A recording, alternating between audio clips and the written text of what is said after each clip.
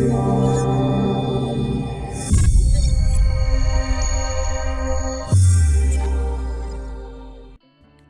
Dave is brought to you ad-free by my supporters on Patreon.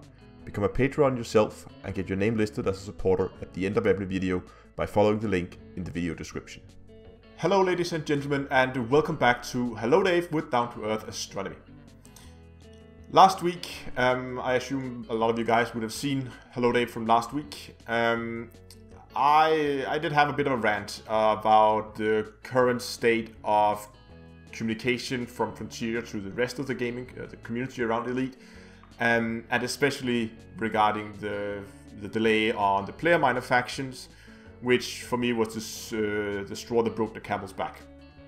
And yeah, again, long rant in last week's Hello Dave, and I just want to give a follow-up on what has been happening the last week. After that video hit the forum, I did actually manage to get a reply out of Frontier. We talked back and forth briefly, and I invited them to a meeting, or to host a meeting on. I would host a meeting on Discord or Skype or whatever, to sit down half an hour to an hour or something like that with me and Plater to try and open a dialogue about what we can do to improve the communication, or the lack of communication. Well, not to improve the lack of communication, but to do something about the lack of communication and the frustration that a lot of players are having with Frontier at the moment. Now, unfortunately, they were not really interested in something like that, so that's not going to be a thing. So I'm probably gonna leave it there. And after that, at the beginning of last week, I was quite frustrated, as the video last week probably showed. I still am. But at the beginning of last week, I was strongly considering if I should just completely stop covering Elite outright. Just not do it anymore, because I don't want to help Frontier promote a game if they don't want to listen to their own community. And the reason why I've decided to not stop covering Elite, so I'll continue to do it, is because of the overwhelming amount of positive comments, emails, Facebook messages, forum posts, direct messages on forums, Discord messages, Twitter messages, everywhere have you guys been reaching out to me and telling me that that you like the content that I do, and that you are also frustrated. People have been telling me their stories they have had with trying to get a player minor faction, and because of that, I realized that of course I should continue covering Elite, but I will not do it because I want to help Frontier cover the game. I will do this because I enjoy it, and because there's a lot of you guys out there who enjoys the videos I make as well. So that's the reason why I've decided to continue to cover Elite.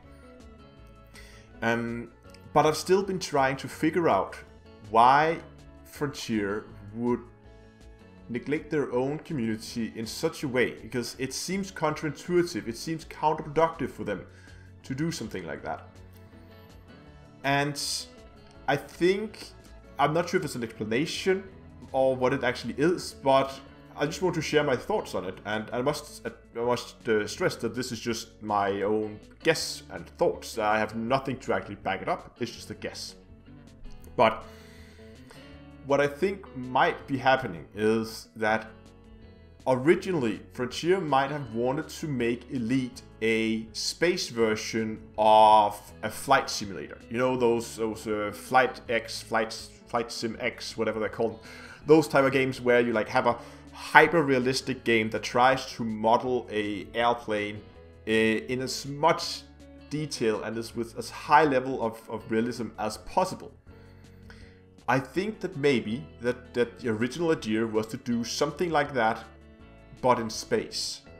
To have a very, very hyper-realistic space simulator. And if that was the case, of course they were aiming for the sim crowd, the sim players, the players who like to play these highly immersive, where you can really like feel like you are there, which would make sense why they decided to make the game for Oculus, right off the bat, right from the beginning, pretty much. And also the whole focus on the Stellar Forge, where they modeled the galaxy to a beautiful amount of details, to be honest. But if that was the crowd they were aiming for, I'm pretty sure they did capture that crowd. But they also captured the average gamer, the guy who may have played the game back, like way back, and now suddenly see one of their favorite games back then coming back in a more modern version, who might not be a dedicated sim player, but might just be an average gamer who might not have the time to play the game for many hours a day. Maybe just have 2-3 hours a week to play the game.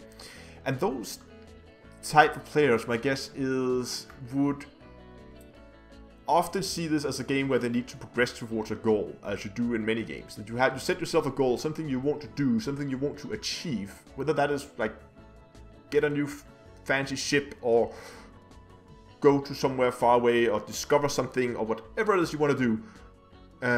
You set your own goal, and you want to strive towards that. Now, if you're not a dedicated sim player, you don't play the game for the realism, but you play it for the gameplay and the content, then I feel like most players, that's how I play games myself, I always go for the path of least resistance. I have a goal that's over there. How do I get to that goal with the least amount of work? Now you can begin to see where the discrepancy is beginning to unfold here. If we have a group of players who are extremely dedicated to Elite as a simulator, and we have another group of players, which I believe is the majority. I don't have any numbers on that at all, but my gut feeling is that's the majority of players who want to play this as a computer game where they are progressing towards some goal that they have. I'm not saying that sim players are not progressing towards a goal, but sim players might just enjoy spending 3 months jumping from one star to another and discovering new systems, where other players might find it more interesting to see if they can get more DPS out of their ship and min-maxing all the numbers for their builds. So you can begin to see where the discrepancy is, and that's also why often when you post like gold rush videos, money videos, you would often also see people fighting it out in the comments, and that's when you get those two groups of players, because the sim players is saying this is breaking my immersion, this is not realistic, where the I call them average gamers, call them whatever you want, but many other people would then see this as a new path of even less resistance toward the goal that they're striving for, and then you have the conflict. Now, if Frontier is still trying to keep the game as a simulator, pulling the game in that direction, but you have a large part of the community who wants to pull the game in another direction, then you get the discrepancy, and that might be where that some of this starts, that maybe Frontier is feeling like, oh, now we suddenly have a lot of people who have a large community that is pulling the game in a direction that maybe they are not that interested in. Now again, I'm much stressed that this is just a guess, for my own personal guess. I have nothing to back it up, but that's just some of the thoughts that I've had over the last week. But all this has of course also made me realize that focusing on a single game like Elite can, in the long run, maybe be a little bit dangerous. Now, I was close here to just completely throwing in the towel and just not covering Elite. And for if I was looking at this purely from a YouTuber's point of view, that would of course be extremely dangerous, because that means that if I stop doing that game, that could very well mean the end of the channel, that I would just stop making videos altogether. I probably wouldn't stop playing the game, but yeah, I don't know. But what I've been thinking is that maybe it would be a good idea if I begin to branch out to other games as well. Which is why that you most likely over the next weeks, months, will begin to see what I'll call experimental videos. That means I might try different games, I might try different styles of videos, different type of content, and I just wanted to give you a heads up that that's something that's going to happen. And just because you see a video that might be very different from what I usually do, it doesn't mean that that's the direction the channel is going. It just means that this is something that I've been considering, and it's something that I'm trying out to see how it works. And it's also therefore very important that if it's something that you like, that you let me know. And if it's something you don't like, you also let me know. Either disliking the video, or preferably posting a comment, so I know, so we can give a little bit more explanation to what you like, what you don't like. So I know what direction you guys want to see this whole this channel move. Of course, it's both have to be something that you like to watch and something that I like to play. Otherwise, it doesn't really make any sense. But I have been considering several things. I've been trying out Fractured Space, which is still being developed, and they still keep up to their extremely fast developing schedule, it seems. So there's a lot of new stuff in Fractured Space, considering getting back into that. I have a game called Osiris New Dawn, which I am almost sure is going to be on the channel at some point. I did play it way back in the beta, and I actually did a few videos on it. I stopped that series when I kind of hit a dead end and couldn't really progress any further. But I wanted to take the game up now that it's been fully released. But it was a game that was tremendously fun, and I think the game had a lot of potential, at least back when I played it in the beta. So seeing where the game is now that it is released could be really fun. So that's probably something that's going to show up at some point. Then of course we had the live stream last week where we played Sea of Thieves. Now Sea of Thieves is probably not going to be a main focus for the channel. It's one of those games where the amount of content is not really, there's not that much content in it, but it's an extremely fun game to play with a couple of guys. So there might be an odd live stream now and then, but I don't think it's going to be something that's going to take up a lot of time on the channel. Now, as an elite channel saying that you're branching out to other games, you cannot avoid talking about Star Citizens, of course. Now, I have of course also considered if I should begin looking into Star Citizens, but again, the game is in a very early stage of development, and it doesn't really seem like there's any light at the end of the tunnel with that game at the moment. It might at least be very, very far away, so that's why I'm a little reluctant to focus too much on it, and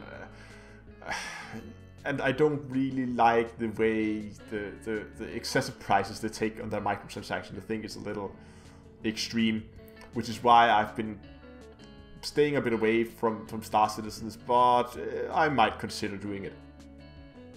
Or I am considering doing it, obviously. Anyway, one thing that will be coming to the channel, at least, and this is going to be one of those experimental videos that I talked about, so just because that is something that I know will be coming doesn't mean that it's something that's going to stay. But that is EVE Online. I recently reactivated my EVE Online accounts and already made, rendered, and uploaded now, yeah, the first video in what may be a series. I don't know, but again, I'll see where it goes. It really depends on your guys' feedback and how I feel the video works after I mean, it's always good to watch the video back like a day or two after you've done it, so you kind of get a new perspective on it, just to see if it's something that I like, or something there's some interest in. But at least I've been enjoying playing EVE Online a lot. I mean, it's been a game that I played for almost 7 years, I think, before I decided to go and do something else. But yeah, that's gonna come, and I think it's quite interesting. It's a little difficult because, again, I haven't been playing that game for so many years, like 3-4 years, and so many things have changed in the game. And you guys know that I like doing instructional videos, how-to videos, guides, tutorials, that kind of thing, which is very difficult to do in a game that you don't really know. Now, I know a lot of it. I've played it for 7 years, so I know the basics, but a lot of the things that I knew, that I had a very, very firm knowledge about in the game before, might have changed completely, so I have to relearn a lot of the aspects of the game. So that's why I feel like a lot of the basic stuff is still the same, so that I still know, I still have my grasp on that. But a lot of the finer details have changed, and I need to relearn those. So I'm thinking that the EVE Online things might gonna be like a me documenting me relearning the game. So whenever I progress and I learn some new things in the game, I'll try to make videos and then like document how it is as I learn it. So it's gonna be like a learning process both for me, and if you like the kind of videos, for you as well. But I think that's enough about what's been going on and future games. But at least I hope that you understand where all this is coming from, and it's just still because I am quite frustrated with the way Frontier is handling the whole communication thing. One thing that I need to mention is that a lot of players have also mentioned to me that there is a apparently a bug in the game at the moment. Well, there's many bugs, but there's a quite a serious one where missions will disappear out of people's transaction tab, and this has especially been a problem for people doing passenger missions, because if the missions disappear, you cannot hand the missions in, you cannot abandon the missions, but the passengers are still stuck in your cabins. So basically you've thrown away the keys and now you can't get them out. So there's nothing else to do than unfit all the... I guess you could can you unfit a cabin with cabin? No, you don't think you can actually, because it would be the same as cargo. So you can't even unfit the cabin. I don't know. At least it's a lot of people be very frustrated with that they just get their ships completely locked up and can't do anything about it.